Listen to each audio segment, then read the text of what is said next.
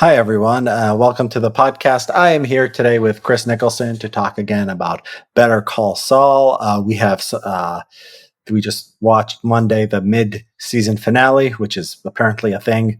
What was the episode called again, Chris? Do you remember? Plan and execution.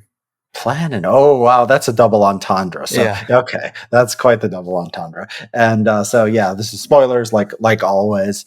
Um, I mean, what did you think? Well, like you, I was pretty shocked by the ending. Yeah, Howard didn't deserve to go out that way. the poor man. They, He they did not. they spent a lot of time setting that guy up to give him kind of the most pathetic end possible. Most pathetic. He died telling the truth. I think he died in a sort of honorable way. I think. I don't know. I don't know if it was the Well, most pathetic. okay, but they spent a lot of time It was. It was orchestrating the pathetic. It's like audience's sympathies. yeah. It's like a senseless crime. It's like a guy just like gets bugged on the street. It's like he was just in the wrong place at the wrong. Well, he didn't die. Like Jimmy didn't directly kill him. It's like Jimmy happened to, like it didn't have to. It wasn't like Jimmy happened to like be involved with Lalo and happened to be involved with Howard, but it wasn't that directly related. Where it's like he brought Howard to a situation where he knew Lalo would be right. So it was like it's still Jimmy's fault for being like bad things happen when you are involved with a cartel and when you're involved in crime. But in the way, it was also sort of random, which that makes it pathetic and sad. He could have been like a janitor who walked in, or something. Pretty much, Um, and he never had really any inkling why he died. he had no inkling why he died. My God, you're right. They sometimes shows do this when somebody gets like when you spend a lot, you get to know a character, and it's always for a reason. Either they're meeting their end, or like Nacho before he died had a lot of alone time and a lot of introspection and a lot that happening with him. They're either going to meet their demise or they're being their story is coming to an end, or their story is like gonna become more. They're going to become more important and they're going to take off. So Lalo, that happened to Lalo, but he became more important. And Howard, he got his. This was him circling the drain. So Jimmy has eliminated H and M. Yep. There's nothing left of HHM. What a tone. This is somebody was telling me. I was talking to somebody the other day on someone I know on Twitter DMs, and he's like, I don't think they'll kill Kim. It's not it's not as dark a show as Breaking Bad. I'm like, what are you talking about? It is a dark, dark show. Yeah. What are you watching? I mean, Chuck's situation was sad. Howard's end is, absurdly sad. Jimmy, like the fact that he's at fault for, both of these deaths. I mean, it's just the complexity of Chuck's mental illness was, incredibly dark and depressing. Um, what did you think as you were watching it? So like, what was your sort of like thought pattern? Like when Howard came to Jimmy's or before that, like what were you sort of expecting? Well, when Howard, I didn't expect Lalo to arrive. That took me by surprise.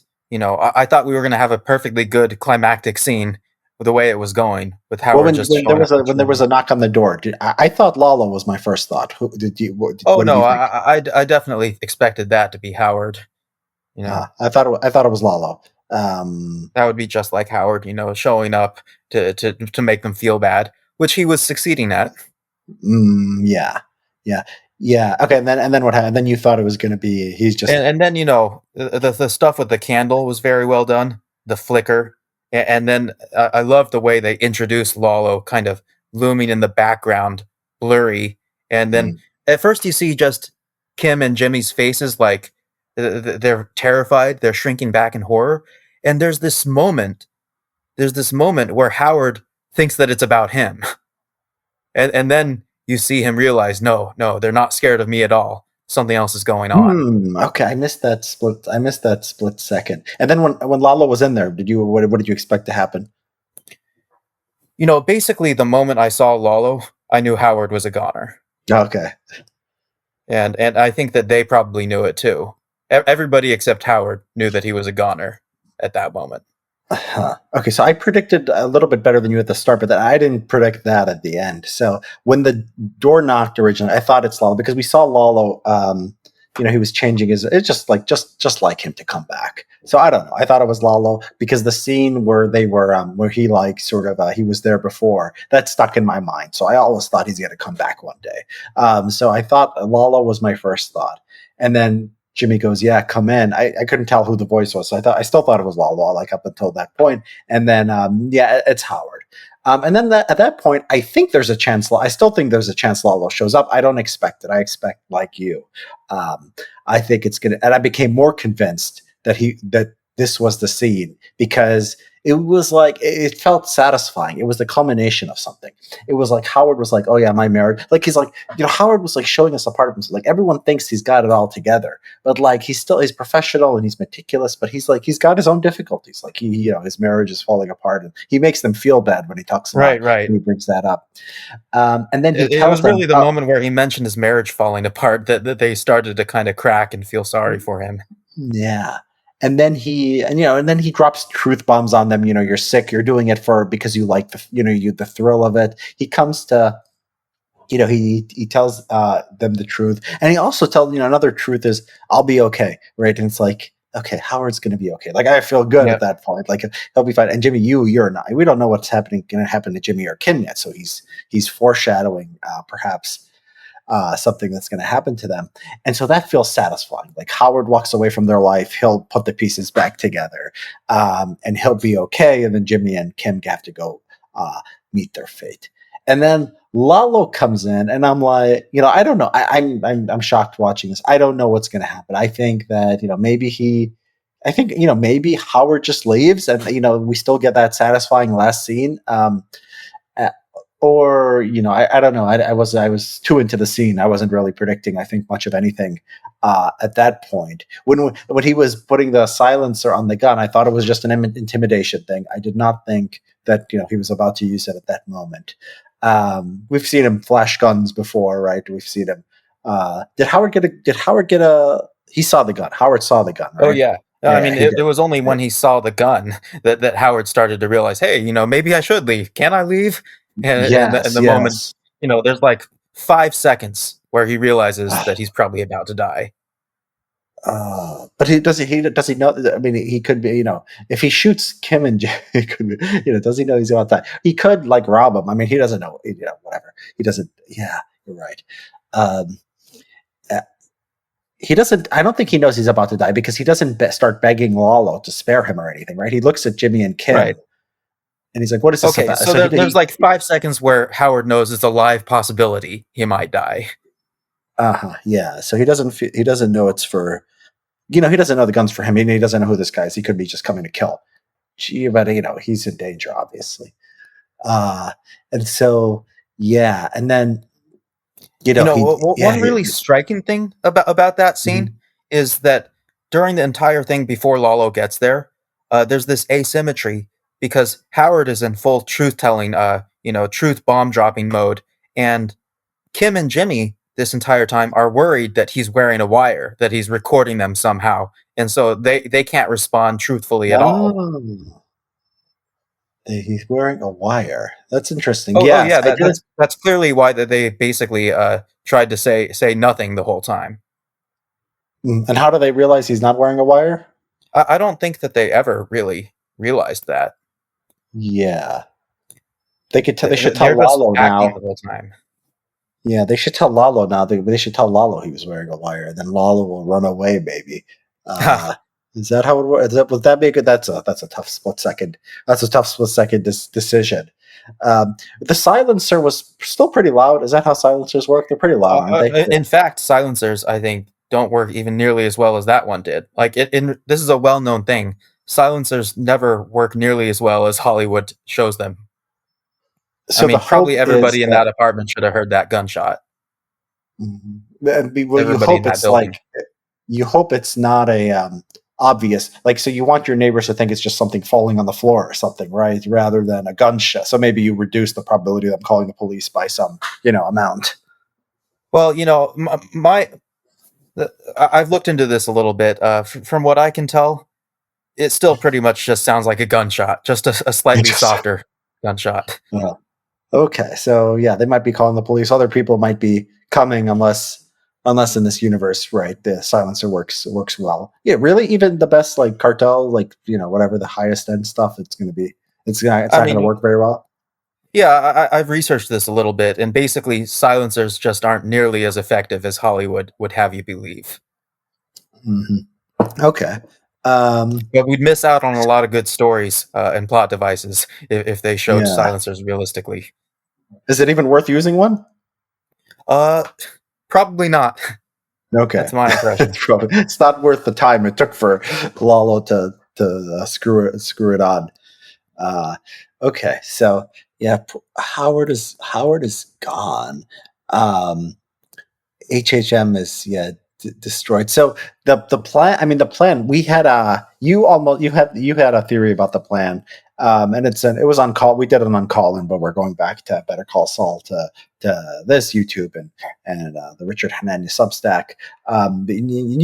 You had it almost completely right, but actually it was more satisfying the way they did it because you didn't have the part about. And I thought they were going to leave this actually unexplained. So, a lot would have made more sense if Jimmy was in cahoots with Howard's private eye. And when we talked about this, we said we don't know why that would be, so we can't assume that. But that would make it a lot easier, right? Yeah. And it turned out he was. And I thought they were just going to maybe leave this hanging or something, not explain exactly how they were in cahoots. It's just like, oh, Jimmy just knew him or something. But then we get a good explanation, which makes sense and is smart. Right. They just didn't show us any of those pieces of Jimmy's plot. They didn't Yeah, put any of it on camera. So exactly. they kind of didn't give us the key information. I Yeah, so figured it was that out. that was very satisfying. I mean, you want that. You want like, okay, this could have like that makes sense. And then the my God, the pictures change. Like who would have? Yeah, that was brilliant. So the pictures changing, right? It's like Right. That remember was because a this was a funny little mystery. bit. Like we're gonna be like Howard has the pictures. And so it's gonna like Jimmy is gonna be like Jimmy's gonna be exposed and Kim's reputation is gonna be ruined. But then like I guess they got this that's why they put that like black stuff or that whatever which like makes it like it has like a different so it changes the picture. I don't know how this works. There's like a picture on top of a picture and then the old picture like melts away after a certain period of time and then the Huh. other picture is shown. That's a good question. I just kind of assumed that they got somebody to go in and switch the pictures No, out. that's what Howard thought. He said the private eye, but no, because what was the point of that? Them putting that, that stuff on there. I thought the stuff they were pasting on it was just the drug. So he'd touch it and he'd get the drug on Oh, his that's finger. fucking brilliant. You know what I assumed? I assumed the private eye somehow slipped it in his coffee or something. Uh, No, I'm pretty sure at least some of the stuff they put on it was the drug. well, some of it like blacked out. Did you see it? Like I don't know. It seemed to have some interaction with the. Uh, huh. That was the drug, and someone switched the. Yeah, I really wanted. I would really want to know what happened. How did Howard's pictures get switched? Better Call Saul because that makes sense. The drug, you're right. Uh, And there's actually a moment that shows that Howard is like looking at his fingertips and he's rubbing them together, and he's like, "What is this on my fingertips?" let's see here. Let's see. So here's a page that is very stupid California. There can be pop-ups. I can't even get to the freaking website. Okay. Is this the consent to cookies stuff? Stupid stuff like that. Yeah. Then with Jimmy, so the frisbee thing. I mean, that was funny. That was really funny. Let's see, Yeah. because if like just a guy with a mustache who's and he's on drugs. Uh, yeah. So this is like so you're toughing in post. Who knows if they're smart enough to even follow along? Uh, the gag in which the compromise are switched out for pictures switched out. I want to think that there was like a image underneath that. Yeah, but that doesn't make sense. I want that to be true. Hmm. Yeah, I I don't want know that. if like pictures can even work like that. That's not how pictures. That's not how pictures work. Because it would be much, funnier. They put the drug on there. Okay. Uh, yeah, yeah. Because we don't know. I mean, we don't know who switched or how. Um, the PI switches. Okay, so like I found two websites at least that say the PI uh switches them. Okay, I guess that's not hard to. He hands them back to him. He hands him. So he has to look. Yeah. Yeah. Okay. So okay. So it's not. That's not impossible to believe. Okay. I'm sad. I'm sad that the picture didn't dissolve and like change it to this frisbee guy. They had the timing worked out perfectly. Like when he came back, it would have like the pictures would have been different. I would have loved for that to be true. Doesn't he? Doesn't he hand? Yeah. Does he hand back the photos? I think he hands back the photos to the PI. I think he puts them. Yeah, yeah. Like maybe it happens during that moment. Although he'd really be betting on Howard not looking at them again. Yes, yes. I mean, does Howard leave? The PI leaves. The PI leaves the room before Howard does. Yeah, I Okay. think we have to believe that the switch happens sometime after Howard leaves the room and leaves the envelope and goes to the meeting. Otherwise, like if the PI did the switch while they were there, the entire plan is ruined if Howard just takes a second glance at the pictures. Yeah, but why does he take a second? Because he doesn't know that's going to be the judge. It's the same guy, so he's not going to take a look. I think until he sees the judge. This is the brilliant.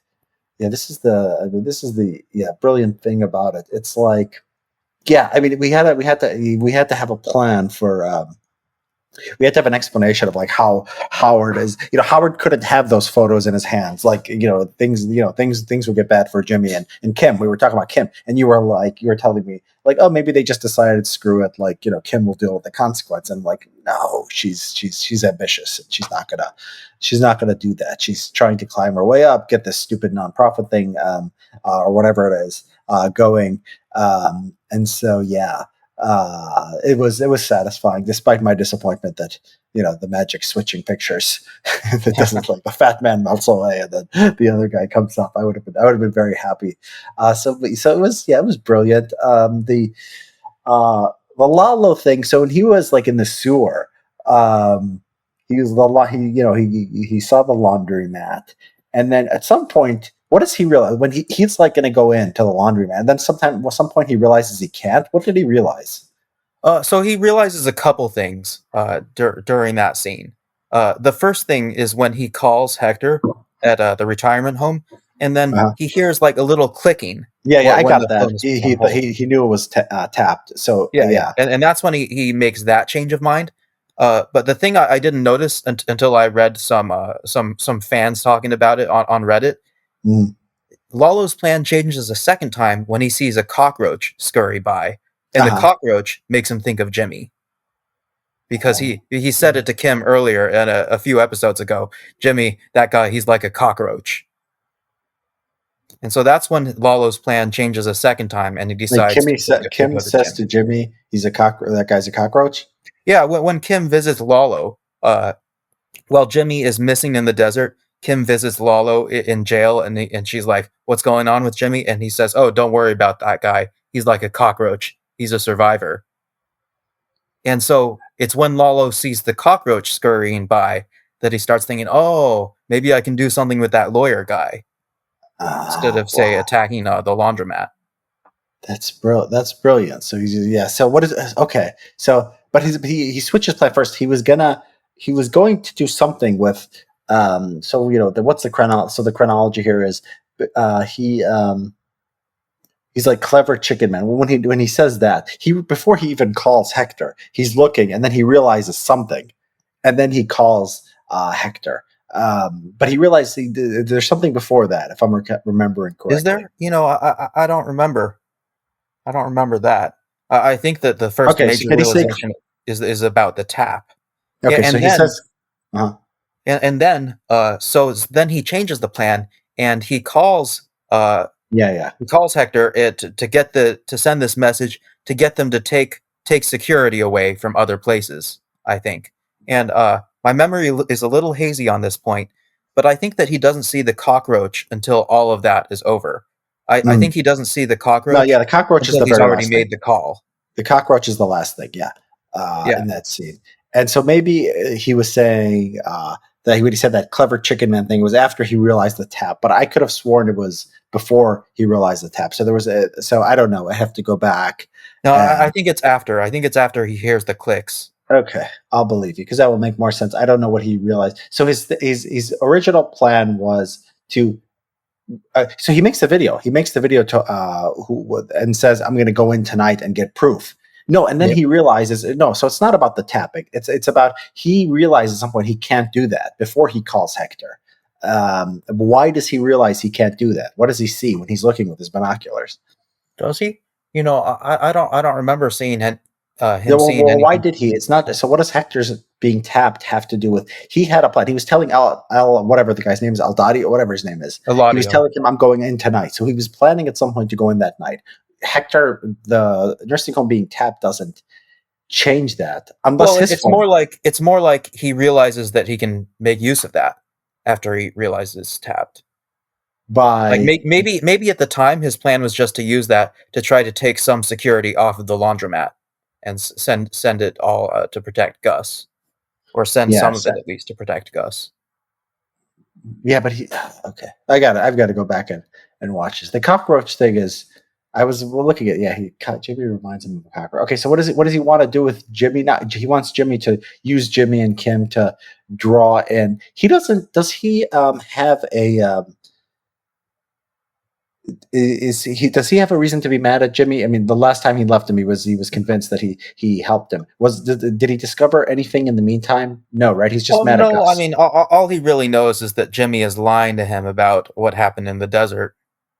I think No, that's but then Kim like convinces him that remember then the scene is that Kim like talks to him and that he's convinced by her basically. I thought. well, she doesn't convince him that Jimmy's telling the truth.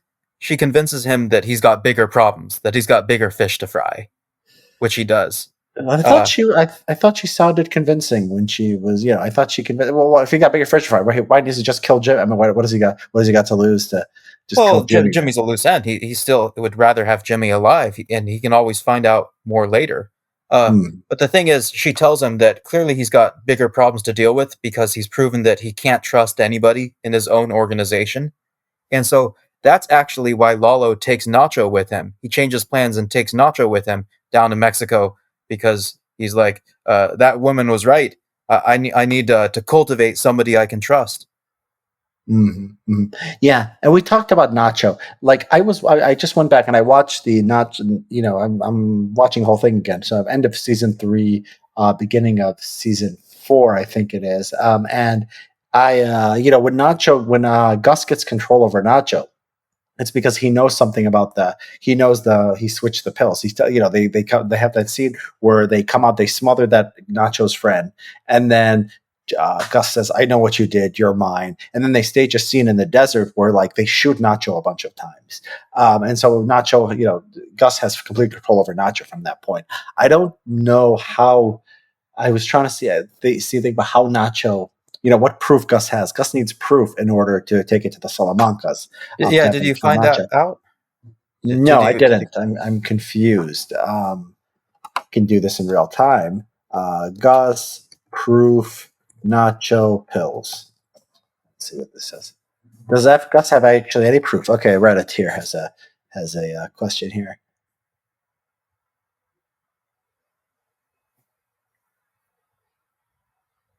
Nacho was being followed by one of Gus's henchmen and he threw the fake pills from a bridge. That's right. So he could have maybe got a picture. Huh. Gus got here's saying Gus got, he could have had, Gus could have gotten the analysis from the hospital showing that Hector didn't have any traces of his pills in the body. Okay, I guess he could have. He does Yeah. seem to have a way with hospitals. That's true. Yeah, that's all possible. Yeah, I mean, is Gus the most reliable source for the yeah, how does he even figure it out? Yeah. Yeah, I don't really remember. And it could Uh, even be that Gus is just bluffing that he has proof that Nacho switched those drugs. yeah, could be bluffing. That's always a possibility. Um,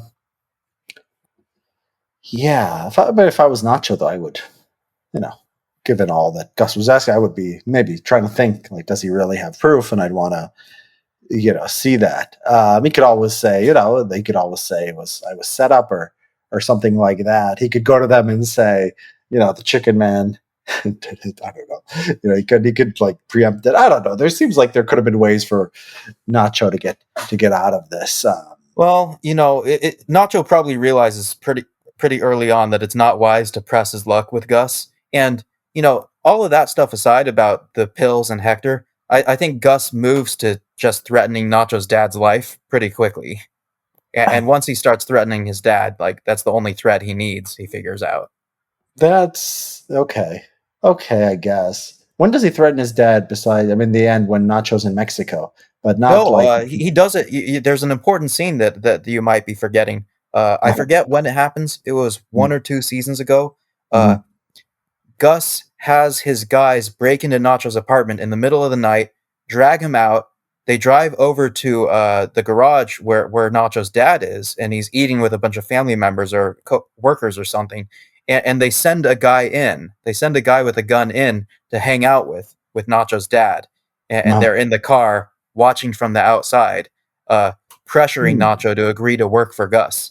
And Hmm. once Nacho does agree, they give the signal by like flashing the headlights once, and Gus's guy leaves the dad. Hmm. Okay. Okay. Well, that seems too easy. I mean, any Salamanca with any Gus could just threaten to kill anyone, right? I mean, he could just, it's it's that simple. He could Hey, kill, threaten to kill threatening the anyone. family is, we don't need anything fancy if you're a vicious enough cartel guy. I mean, threatening the family is a pretty standard move. What did the cartel know? So, like, I guess this would explain why these guys don't have families in America. Maybe they keep them all in Mexico, where they're away from Gus, where somebody can get them. Um, they should be able to figure out that Gus could threaten Nacho's dad. I guess. I mean, wouldn't that isn't this a foreseeable hazard of Yeah, cartel you life? know, you'd think, and I mean, this part is totally realistic. Actually, I was reading a bit about the cartel wars down in Mexico right now. If Mm, anything, they're even more vicious mm, than these shows would lead you to believe. mm. So I totally believe that they would threaten family No, I members. They believe they do would. threaten them all the time and kill them all the time. That's not no. That's So not hard so to. they should have predicted it. Probably they should have. The Salamancas. They probably should have been tr- keeping an eye on his family somehow. Yeah, yeah. The Salamanca seems pretty incompetent in a lot of ways. Like Hector, he's like, yeah, they're idiots. You're right. Like Hector, sort of, he angers Nacho to get him to switch his pills by like threatening his dad basically. But then Nacho also doesn't like, if he's still vulnerable to Nacho doing stuff to him. Right. That's an interesting point. I mean, the Salamancas are aware that Nacho's dad is his weak point because Hector threatens his dad. Yeah, Uh, but they don't consider the possibility that the weak point could be used against them to compromise Nacho. yeah. And they themselves don't use his so they use him to threaten his death, but then they just sort of give up, so they make the like they don't they okay, so no, so at the end Hector, that's why Hector was gonna uh use the dad as like a permanent thing, so that's what they were moving towards. I see. So yeah, they should have realized that Gus could just as easily do it. So Gus didn't even need to know, uh he didn't even need to know about the pills. And so maybe that's why that scene was necessary, because there was no proof. Yeah, And I always felt like that was the major threat that Gus was holding over his head for most of the time. yeah, I don't know. He should have figured. I mean, they killed his dad. He should have figured it out somehow. He should have just he should have gone to the police. He should have done the FBI. He should have, like, yeah. I think if you go, I mean, if you go to the FBI, like you're a rat, they just kill you, I guess. Yeah, I don't know. He should have been more creative in his thinking. He should have found a way to get the message to law enforcement, get the message to Gus that law enforcement knows without getting it out that he's a rat. I guess that's hard. Hmm. I guess that is complicated. Uh, okay. Um, yeah. What else happened in this episode?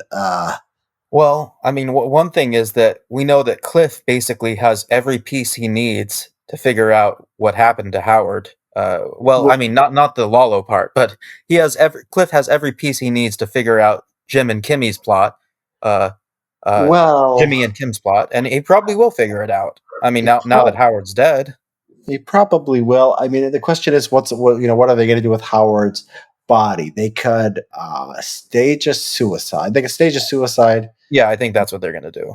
But are they going to stage the suicide at Jimmy's house, or they're going to move him? I Which is think they would probably move him. I doubt they'd want to bring all that attention to their house. I mean, and if the cops start looking at surveillance cameras in the area, there's a decent chance they'd see Lalo pulling up. yeah, and they see Howard going to Jimmy's house too, right? So they're probably going to move the body somewhere else and stage a suicide.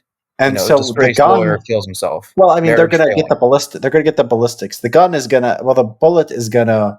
They're gonna have to find the bullet. The ballistics are gonna have to make sense because how does Howard have a gun? And the gun is the same kind of gun as the cartel Right. has. They'll have to figure that all out. And Yeah. you know what? They're probably going to make use of the information they just learned that his marriage is failing. They'll Mm, probably try to work that into a suicide story. yeah. I mean, yeah, it's like a reasonable thing that he might commit suicide at that moment, I guess. You've got the Lalo pulling up, you got the Howard coming to Jimmy's house, you've got the ballistics, you've got a lot of, do you just somehow disintegrate the body, somehow get rid of the body, and then, it's yeah, it's hard. It's very I feel like it's setting up that they're going to go with the suicide angle. They need it to be wrapped up neatly. They kind of need there to be a neat wrapped up story, and not to be like a cold case, missing person. because they Yeah, can't afford for the cops to look too deeply into what went on with Howard. yeah, right. Yeah, that's a great point. But even a suicide, I mean, if Cliff Main goes to, I mean, if he's suspicious and he goes, it's potentially, yeah, it's still potentially bad. Does they're gonna have to move his they're gonna have to move his car. I mean, they're gonna have to do all this. Yeah. It's all right. They'll have to figure it out. They'll have to figure it out. Yeah, I And, mean, we're probably going to see most of an episode, maybe the next one, devoted to them figuring out what to do with Howard's body. yeah, that would make sense. This is Here's like a recurring trope in the Breaking Bad, Better Call Saul universe. We have an entire episode devoted to what do we do with the dead body. yeah, yeah. They had that one with that guy that Gus's when he killed that minion of his. Uh, yeah, and then the very beginning of Breaking Bad when Yeah, Walt Crazy Cohen. Eight's body. Yeah, that was yeah, you're right. That is one of these things these shows like to do. They like to have they like to show like manual labor, like skilled manual labor, like men doing things with machines and figuring things out. It's like a very these scenes are very good. Like you could tell that the producer has like an interest in working with his hands, craftsmanship. Like you could see that. And that's a lot of fun. You can like see, you can get in. You can get into it. I was watching that scene where like he goes to the Jimmy goes to get a job at the the printer sellers, and they just know so much about printing, and Jimmy knows so much about printing. Sort of like this joint technical mastery. And so yeah, we'll see. We'll see something like that. Here's another thing that was striking to me. We're supposed to, so like we talked about how like, oh, like Howard's like becoming a good guy and like, we're supposed to sympathize with him and he's doing the right thing. And like Cliff too, and like the legal profession, a positive angle on it. But you saw when they took that old woman into the room and they asked her to go into the wheelchair. And then she is like, no, I'm fine. And they're like, oh, come on. And then you see at the moment like, oh, wait. That they're not so innocent. They are manipulating people to maximize their own profits. Jimmy has a correct critique about them. They tell her like another 1.5, 2 years. These are old people. It's been like 4 years already. And it seems like Jimmy and Kim are right that they should be settling on behalf of the client, but no, they're dragging it out. Looks like for their own reasons, and they are. They're putting her, they're putting her in a wheelchair and manipulating the scene. So it's like, it's like a further complication in a thing that became like, Howard's redeemed, but then again, it's like, oh no, he's still a lawyer, and lawyers are still sort of bad. Right, right. Yeah, yeah, Yeah, I mean Howard, he's actually kind of similar to Jimmy in that way. It's not like a thing that most lawyers would do, I think. Uh, but Howard has always been like the salesman. He has that in common with Jimmy. Uh, Jimmy even says a couple seasons ago when Howard's at his low point, Howard, you're a shitty lawyer, but a great salesman.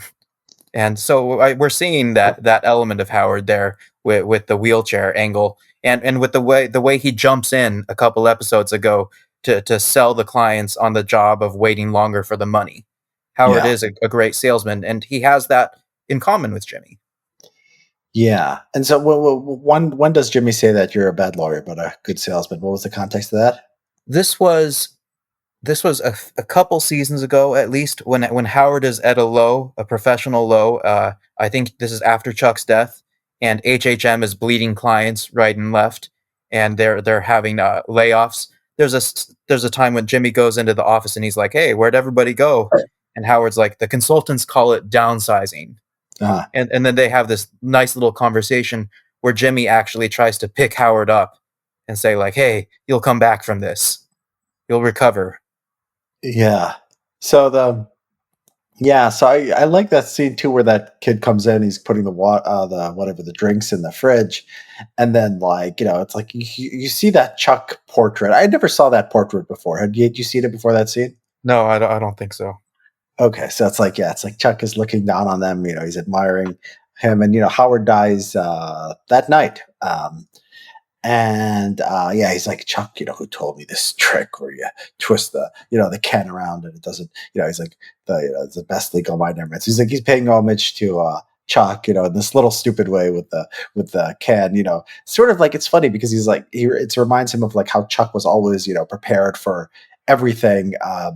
And like Howard is sort of the same way. And then just like Jimmy, just like, he sort of beats them both. I mean, he's like, it's really is like it really, I mean, it really is, the complexity of his like efforts because and so it's foreshadowing that, but also like when Howard says, you didn't do this for the money, he's right. Like we talked about this, how like the elaborate nature of these schemes, like the Yeah. expense and the time, and like they're not the cheap, most cost effective way to get what you want. He's a great salesman who can make money, just doing regular sales stuff. But it's a joy. I mean, it's his craft is to scam people. Well, Uh, it's like Howard says at the end to the two of them. He says, "You get off on this," and that's pretty pointed because we see that they literally do get off on it yes, they earlier in that literally do episode. get off. Yeah, they're listening to that settlement announcement. They were getting off. Their clothes were on. They were in the background. Their clothes were on. It looked like they were maybe they were getting started. Uh, yeah, you're right. So this is a revelation. It's like all this stuff. It's like all this other stuff that was sort of fake. Then when it's like we do this, like you take down, you choose this path, and it's like you're not choosing the issue is not hard for Jimmy because he's uh like he can have more money if he becomes a criminal. It's like no, it's like it's hard for him because the bad part of him wants to do bad things. Yeah, So and Kim too. yes, Deep and Kim, down, of they both. course. The answer is they both just love it. Yeah, and this harkens back to like that sort of climactic scene in Breaking Bad where Walt tells Skylar, I did it, and she says, "Don't tell me you did it for this." Like, yeah, I did it for myself, right? So Walt has the revelation.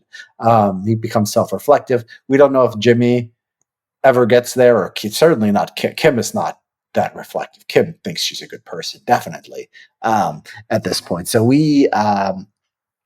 I think Jimmy thinks he's a good person too. Yeah, I don't think they're as reflective as Walter was about this.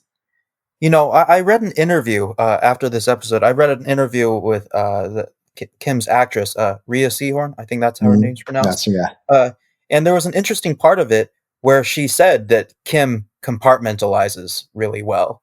And I think that's something that we've been talking about in some of these earlier talks. Kim, I think part of her, when she's doing her like pro bono work as a lawyer, when she's doing any of her regular work as a lawyer, that part of her does compartmentalize and think of herself as a good person and a good lawyer. And Mm. and then she just switches modes when she's going into her scam huckster persona.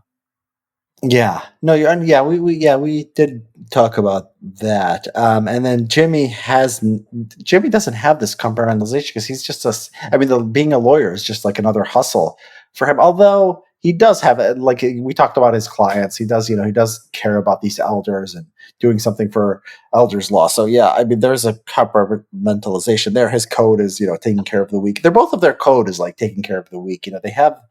They have this, but I Right. guess And, I mean, and and Howard points out that that's basically what allowed them to justify screwing him over the way they did. They're you telling themselves this Robin Hood story about how, that they're stealing from the rich, like Howard, the rich and privileged and stuck up, and giving to the poor. Yeah, yeah. And so it's like, this is like it's sort of it's a fake virtue. It's like these people they think they're doing some greater good, but they're violating, like, it's like a dictator who, like, oh, I'm gonna, dispossess, but I'm gonna do it for the greater good of the people. It's like they don't follow like normal rules of human interaction, like like legal ethics, or like, just like common, honesty or decency. But obviously they there's scam artists, but then, like, in the end it's like, yeah, we're helping the old people. um and like the method, the sort of the path that, like, Kim took to justifying, to coming up with the idea of, like, getting the settlement. It was clearly, think about all that money, and then, clearly later the justification was, or maybe even simultaneously, but it was clearly about getting the money. The justification of helping the old people was clearly secondary. um, Hmm. so it's like the money, it's like the thrill, and then it's like, helping people is way at the bottom if you're going at the hierarchy of It's sort of not like they even resources. needed the quick money that badly, It's nice to because, have, if they had just waited a couple of years, they would have had more money. no, but they were in bad shape. Kim is, Kim is, working, this pro bono stuff, and this Yeah, stuff. yeah, maybe it was because of the move to pro bono work that they needed the money quicker. Yeah, and Jimmy is starting to, well, Jimmy Saul thing is starting to take off at this point. So he's doing it simultaneously while this is taking off. So he's gonna start rolling in the dough. So yeah, I mean, it's Mm. always nicer to have more money. Um, it's I think for Kim from the beginning, I think it was mostly about taking down Howard. You think she hates Howard? Well, why do you think she hates Howard that much? It seems like he's a byproduct of her love of Jimmy and her love of, her thrill of, like, scamming people. I don't know if she hates You know, Howard really. I mean, that seems to me like she does, and it's just the accumulation of Howard being the antagonist for her and Yeah, Jemmy over the last several seasons. It's just a he lot of little things, and it's also all the things Howard points out in his final speech. You know, privileged, rich Howie has everything. I think that's part of it. And maybe that's part of why it's done these flashbacks to show us the way Kim grew up. Maybe part of it is to show that she's always had this kind of resentment towards people like Howard I who don't have know. everything Like, you handed to don't them. need, yeah. You could show her poor without showing her mom, like, being a scam artist. So, yeah, I don't think that's going to be all of it. Um, if anything, like, her mom should make her resentful of Jimmy, who's, like, more like her mom, right? She's just a a scam artist and a thief. So I don't know.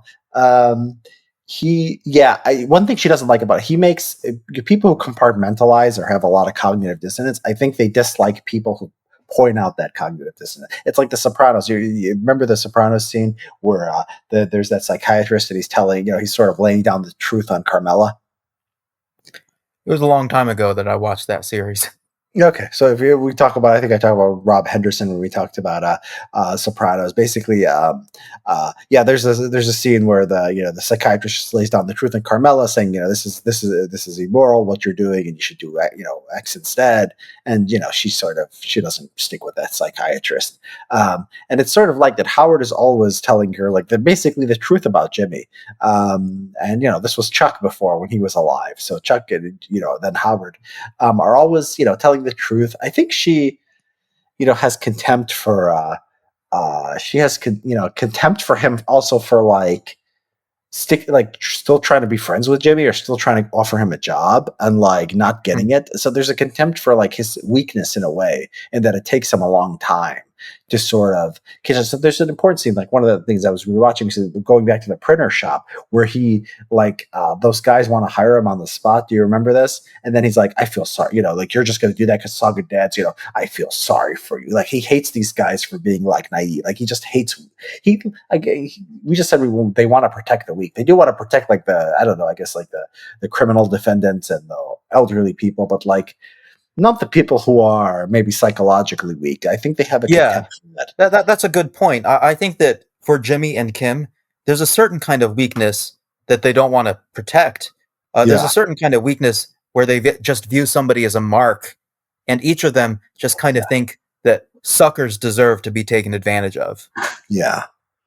I think that's right. Suckers deserve to be taken advantage of, and they don't have to That be that's even. something that's something that probably a con man, probably most con men believe something like that. It's a powerful force to justify what they're doing. Oh, a sucker deserves to be exploited. Yeah, yeah, yeah. Jimmy's dad was like the sucker. Remember those scenes where they go back to the store and then Jimmy is like, the guy who comes in and he's like, "Oh, my daughter needs milk" or something like that. And then like Jimmy's dad, like he even tells Marco later, like, my dad, like everybody in town knew he was like a sap and you could tell him anything and he'd like give you money and like free stuff. You remember this? Yeah, vaguely. Yeah. So this was a thing. There was a scene where basically, yeah, there was a scene where Jimmy was in the store working the register, and this guy comes in and is like, I need milk, water, I don't know, something for my daughter, and then like Jimmy's dad gives him money, and then like Jimmy's alone with the guy, and the guy like buys a carton of cigarettes from Jimmy instead of buying whatever he's supposed to, and then like his dad doesn't get it. Like the guy leaves, and his dad's like chasing the guy, trying to give him more money. So like Jimmy Yeah. hates, this goes against the genetic determinist stuff. I mean, his dad is like the complete, of the interpretation of Kim. Jimmy is, the opposite from his father. He grows to have contempt for his father over this, and contempt for all other suckers as he goes through life. Yeah, maybe this is I don't know whether it's part of the show's worldview, but I think it's certainly part of Jimmy's worldview and maybe Kim's, that they think that when you're an underdog, when you're relatively powerless, you're supposed to hustle like they did, or like they see themselves as having done. And Uh, if you're not savvy, if you're not street smart, then you're not doing what you're supposed to do in this world, and so you're one of the weak, one of the ones who deserves to be exploited and taken advantage of. yeah, and that wasn't Kim. So Kim, apologizes for Jimmy at the start. She, covers his tracks, but she's not enjoying it. And she's not like happy that like everyone's being taken advantage of. And she's reluctant. I mean, she is reluctant. She's not a good person from the start. She has these moral dilemmas that she always comes down on the wrong side of. But it doesn't. You're not getting that this is her worldview or she wants it to be like this. She's just sort of she has this weakness for Jimmy and for her own advancement. Um, You think so? I think it's a bit ambiguous, but I still think that what we don't see, I think we're not so much seeing Kim being corrupted as we're seeing her being kind of revealed. We're seeing as the show yeah, goes on, the layers of Kim being carved away to reveal that she does have this deep core that's like Jimmy, and that's probably why she was drawn to Jimmy in the first place. yeah. And she was drawn, and we talked about she was drawn either because her mother was, either she's genetically like her mother, or her mother is, I don't know. She's looking for like I don't know. She's trying to find her mother, even though she hated her mother. So it's like Jimmy. It's like Kim is shown not liking what her mom's doing. Jimmy is not shown not liking what his dad is doing. So Jimmy becomes like the polar opposite of his dad, and then Kim becomes sort of like her mom. Right? That's interesting. Hmm. Well, I guess when the series starts out, she's become kind of the polar opposite of her mom.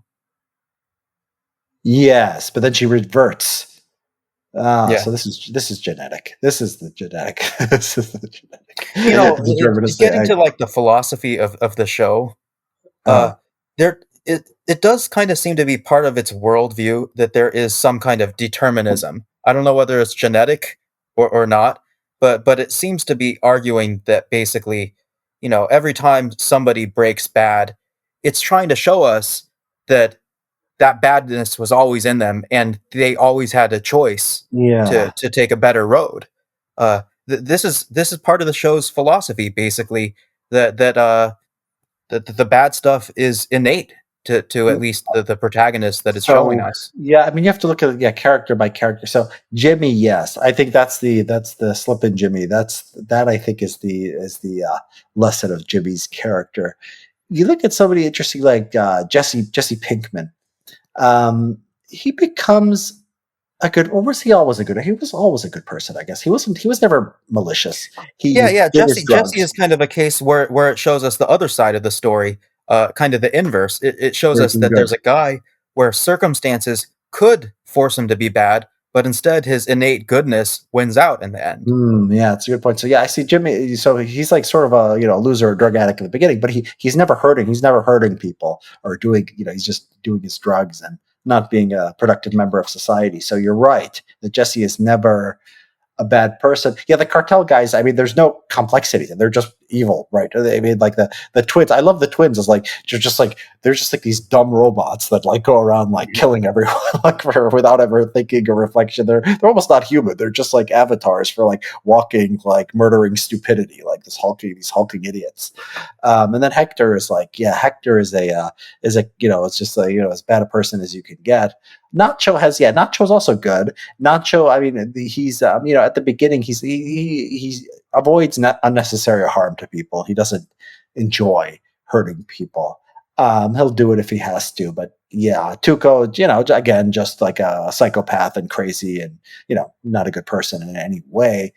You're right. I mean, you're right. This is what a pretty hard genetic determinist series would look like. And so I guess looking at that, putting it that perspective, then I guess maybe that's what they're showing. It's like it's consistent with everything, but it's like genetic determinism is like so rare in Hollywood or movies or TV that it's like you start out assuming that you start out biased against that interpretation, but yeah, there's a lot to give. There's a lot to there's a strong case to be made for it here. Yeah, in both of these shows, uh, it's kind of counterintuitive because you would expect the story of how somebody breaks bad to be a story about how circumstances kind of forced them to go that way, but the Breaking Bad world kind of rejects that mindset, and it always shows us that they had multiple chances, perfectly great chances to take a different path, and so there's kind of a two-part message. One part is this optimistic sounding one saying, hey, our characters always have a choice. They always have a choice to do the right thing, and they choose to do the wrong thing when they have perfectly good alternatives. Uh, and the other part is less hopeful, which is that it's the innate badness in them that makes them choose to do evil in the end. Yes, they have a choice, but the choice is determined. And so this is not like philosophical free will. It's more like yeah, it's just genetic. I mean, it's just determinism, well, genetic or whatever, right? Upbringing. I don't know about the upbringing stuff. I mean, I think with the because you see Jimmy and you see yeah, I think you're right. I think you're right. Now, the only thing that doesn't fit with Kim is she at first doesn't like her mom's behavior, right? So Right, right. maybe And Kim so is just a so it might be wrong to call it genetic determinism. Maybe it's just, determinism. Nature and but nurture determinism. But Kim is actually no. Kim is actually she's going along with her mom's uh, scam. So she's going along with it, but doesn't like it at the same time. So it's like maybe Kim. I don't know. Maybe Kim was from the start sort of this conflicted, compartmentalizing uh, person. Because yeah, she overcomes her she turns into something different, but then turns it's not that determined. She has to meet Jimmy. Like she doesn't become a big scammer without Jimmy. She lives like a normal life and maybe cut some ethical corners and is a lawyer, right? So other people Well, do. but maybe the deterministic part of it was that she was always going to be drawn towards somebody like Jimmy. I think Jimmy's a unique. Yeah, we don't know about her Okay, dating but if history. it hadn't been Jimmy, maybe it would have been some other scumbag that she got There's, attracted to. I mean, there's a very, I mean, he's a unique. I mean, for him to be, he has to be a lawyer too, and to be a con artist. I mean, like, it's maybe you're right. I mean, like scumbags like that. I mean, that he's like a very talented scumbag. I mean, he's like, Well, sure. it's it's not a she doesn't no guarantee she needs. I would like to know more about her dating history. I'd like to see a prequel of she's so old now, but I would like to see it. I wish there was a prequel of Kim's uh yeah, I don't think you can do like a 20-year-old. I don't think you can do a 20-year-old Kim. I don't know. It's like she's too old to have like you can do that for like when she's like 7, but I don't know if you can have like a 20-year-old actor play her as a young woman. Um, Although maybe you can, but she's no, you can't. But she's yeah. I'd like to know. I just like to know more, if possible, about what kinds of guys she's dated, like Mm. from her adult life. I think that she was.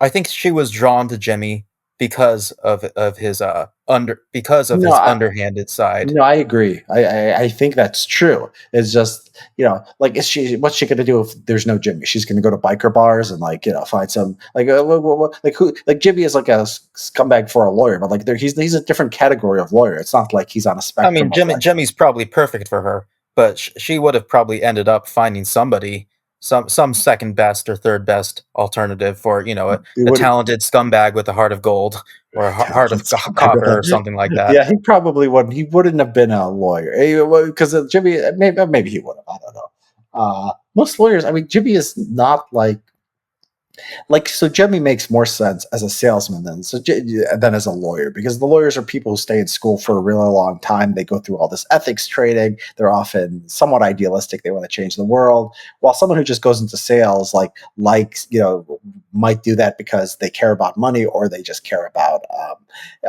they like the idea of sort of manipulating people and getting their way. So maybe he would have been like a vacuum cleaner salesman or a printer salesman or some kind of guy.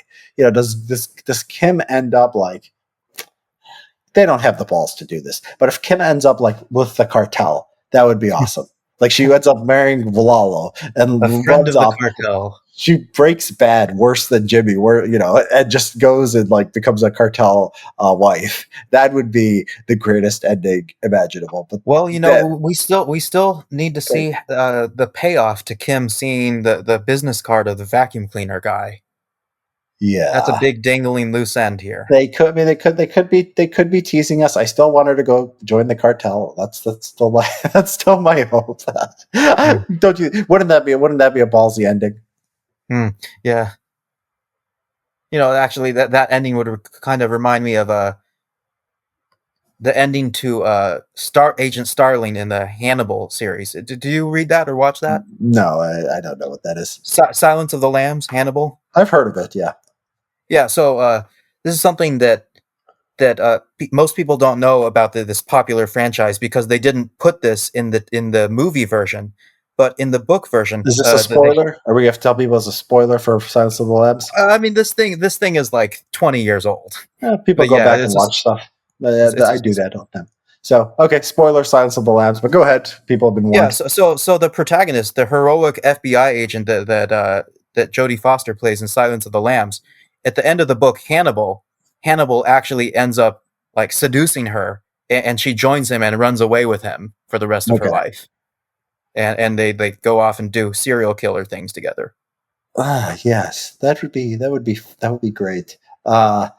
Because yeah, it would be like a nice because everyone's expecting either she's with Jimmy or she dies or something, right? And so like this would be a sort of a third Yeah, option.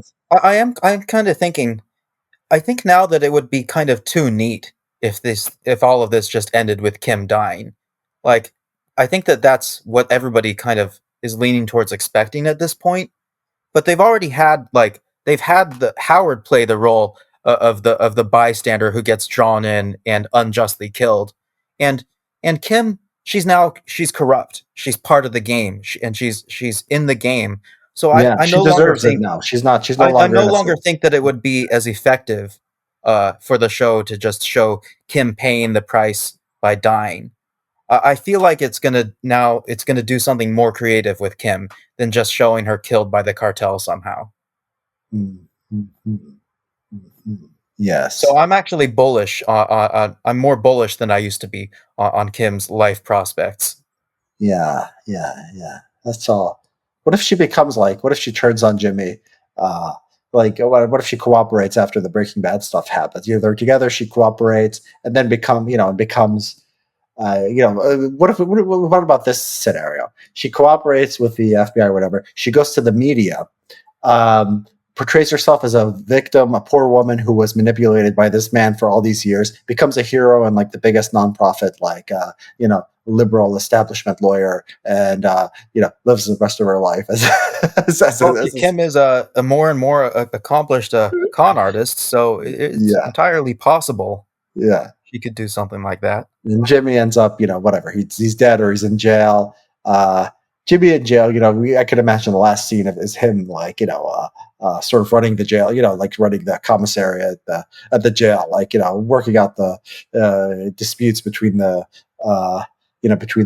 different inmates. I guess I'm coming to think that it's more plausible that Kim doesn't die, and instead she becomes like the successful Breaking Bad story. Like she becomes Mm. the most successful villain that we've seen break bad, and she just becomes this this Scarface figure, the ultimate corrupt lawyer, Well, she could the be one who Scarface. She could successfully seems to be pure hearted.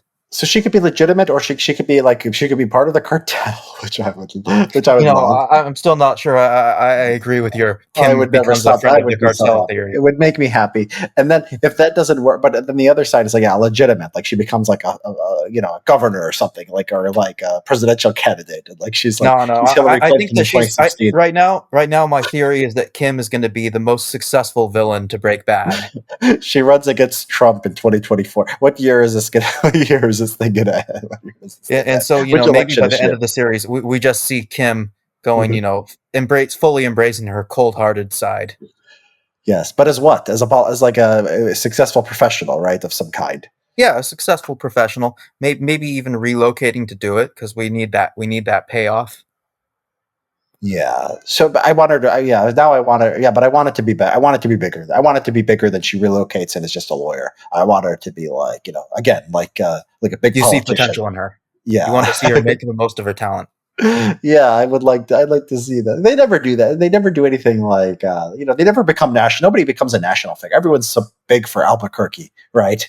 Nobody in the series becomes like it's like the DEA of Albuquerque. It's like the El Pollo Loco, the Chicken Man of Albuquerque. It's like the drug dealer Walt. It's like Walter. It's like Well, Walt apparently becomes, high up on the FBI's most wanted no, list towards the end of the that's true. series. He does have something, but He makes a mostly that. big time nationally on Yeah. the crime scene. But Kim goes into becomes a governor of New Mexico, or like a senator and a presidential candidate. It's interesting because Kim, when assuming she does relocate and use the vacuum cleaner guy's services, uh, she you would think that if she's trying to avoid, the FBI or something, she can't have a high profile. She can't draw too much attention to herself. Maybe doesn't want to draw cartel attention. So we'll have to see how it goes. Maybe in the way things go, maybe Kim is not going to end up relocating to avoid legal problems. Maybe she's just going to do it to get a change of identity, and then she can, under a new name, she can make the big time somehow. Yeah. Become Well, like okay, the white that shoe she has a version new of name Saul that Goodman. limits. If she becomes a new name, then she limits her. She can't be like a governor or something like what I'm planning for her. So she has to become like a lawyer. She can't be that. That puts a cap. She can't even become like the most famous defense lawyer in the country or something. That limits her ability to be the successful Breaking Bad. We want these, it's possible, but it's still, if you have more ambition for her, that closes some paths. It would be tough to navigate, but I'm kind of wondering, here's a possibility. Just the general thing I'm considering is that maybe what I'm thinking about is how can Kim use a vacuum cleaner guy's services while still trying to maintain a relatively high profile in her new life? And for all of that to happen, she can't be using the vacuum cleaner guy to avoid the FBI or to avoid law enforcement. So one possibility is that she uses him to escape from Jimmy somehow, or the cartel potentially going after her, so that Jimmy won't be able to track her and down. then so Jimmy won't be. So she wants to leave Jimmy, and she wants to be successful. Okay. This reminds me, we've seen in this last episode now, we have kind of the first major opportunity for a big wedge between Jimmy and Kim, because this is part of the payoff to Jim not telling him that Lalo was still alive. When Lalo came in there, Kim and Jimmy were both terrified, but Kim at least knew that he'd been alive. Jimmy thought that he was seeing a ghost, basically. Yeah, that's a good point. I didn't. I didn't think of that. I didn't realize that. That's right. I read it on Reddit. Yeah. Okay. That's where you get all the ideas from. Okay. Well, this is cool. So I guess we're not going to have any of these things to talk about until July. I don't know. Maybe there's more to discuss. Maybe we go back, we watch something, or we watch some Breaking Bad, or we do something. Let's keep this going. Let's not just wait until Sure. July. Okay, cool. Well, everyone, if you have not, so you get a break. You get a break from Better Call Saul stuff, unless we decide to do more, but a break from new episodes until mid-July. And so if anyone wants to watch the show, I don't know why you would listen to this if you were going to watch a show, but maybe by the time you watch, you'll forget this. You could go watch a thing from the start. We highly recommend it. And we'll be doing other stuff and then be doing new episodes when they pick up again in July. All right. Good talking to you, Chris. Yep. See you next time.